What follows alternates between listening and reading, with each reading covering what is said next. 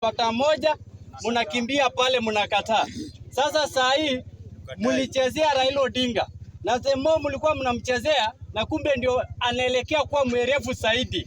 So nyinyi ndio mnabaki kuwa wajinga. So mimi nataka niambia Raila Amolo Odinga, stick mahali huko.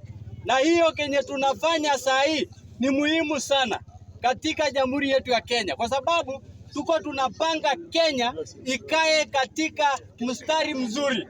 Mimi nimeona Raila Odinga unatupeleka mahali pazuri, na wengine wenye wanaona kwamba Raila Amolo Odinga anafanya vibaya.